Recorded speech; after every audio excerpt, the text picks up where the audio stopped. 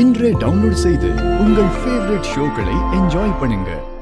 உனக்கு பழசெல்லாம் ஞாபகப்படுத்துறதுக்காக தான் இப்படி ஒரு விஷயத்த நாங்க எல்லாரும் சேர்ந்து பண்ணோம். ஆனா நீ இன்னும் அப்படியே தான் இருக்க. நீ சரியாயிடுவேன்னு நான் ரொம்ப எதிர்பார்த்தேன் தெரியுமா?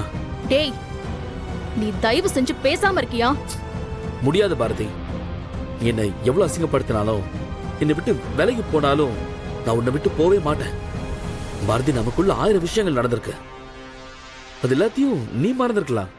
இது எல்லாமே என் மனசுல பசுமர தாணி போல பதிஞ்சிருக்கு. ஒரு மண்ணாங்கட்டியும் பண்ண வேண்டாம். என்ன நிம்மதியா விட்டாலே போதும்.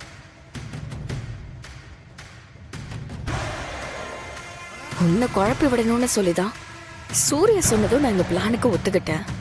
ஆனா நடந்த விஷயங்களை பார்த்தா இதனால ஆதி டிஸ்டர்ப் ஆயிருக்காரு போல இருக்கே. இதை எப்படி டீல் பண்றதுன்னு தெரியல. ஒருவேளை ஆதிக்கு பழசெல்லாம் ஞாபகம் வந்துருச்சா? பாரதி, ஒரு நிமிஷம். சூர்யா, பாரதி உங்க ஒய்ஃப் தான். அப்படின்னா நீங்க அவங்கள பார்த்து பழகி வாழ்ந்த இடத்துக்கெல்லாம் கூட்டிட்டு போங்க. அதனால கண்டிப்பா பாரதிக்கு ஏதாச்சும் ஞாபகம் வர்றதுக்கு வாய்ப்பு இருக்கு. மித்ரா, நான் யாருன்னு உனக்கு நல்லாவே தெரியும். இருந்தாலும் இந்த சந்தர்ப்பத்தை பயன்படுத்தி ஆதியோட வாழ்க்கையில இருந்து என்ன மொத்தமா தூக்கிடலாம் தானே பிளான் பண்ற. நான் அதை நடக்க விடவே மாட்டேன். நான் இப்ப கண்டிப்பா சொல்றேன், நீயும் இந்த ஃப்ராடு சூர்யாவும் சேர்ந்து பிளான் பண்ணி தான் இந்த விஷயத்த பண்ணிட்டு இருக்கீங்க.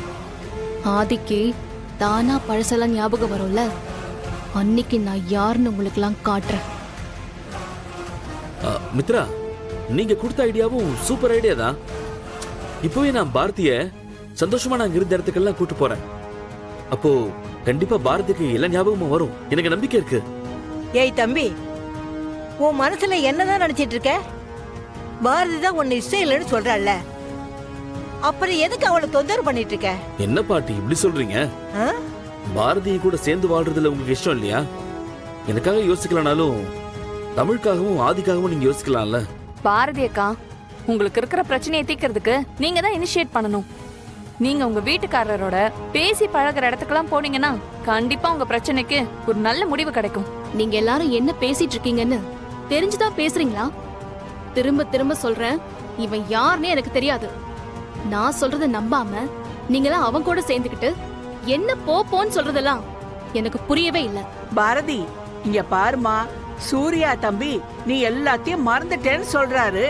இத பாரு, இந்த மறதி குடும்ப வாழ்க்கைக்கு பிரச்சனையா இருக்கிறப்ப அதை எப்படி சரி பண்ணலான்னு நீயும் சேர்ந்து யோசிச்சா தானமா இதுக்கு ஒரு முடிவு வரும். பாரதி, மித்ரா சொல்ற மாதிரி நீங்க சூர்யா கூட சேர்ந்து வாழ்ந்த வீடு, நீங்க போன இடத்துக்கெல்லாம் திரும்ப போயிட்டு வந்தீங்கன்னா ஏதாவது சேஞ்சஸ் தெரியும். உங்க பிரச்சனைக்கும் ஒரு முடிவு வரும். யாரோ ஒருத்தன் வந்து நான் பழசெல்லாம் மறந்துட்டேன்னு சொல்றான்.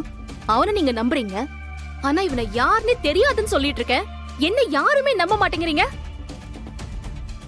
இங்க பாருங்க மித்ரா, இந்த விஷயத்துல என்ன கட்டாயப்படுத்த உங்க யாருக்கும் உரிமை இல்ல. புரியுதா? இது என்னோட லைஃப், என்னோட இஷ்டம். இத நான் தான் டிசைட் பண்ணுவேன். ஆளாளுக்கு என் வாழ்க்கையை டிசைட் பண்ண நினைக்காதீங்க.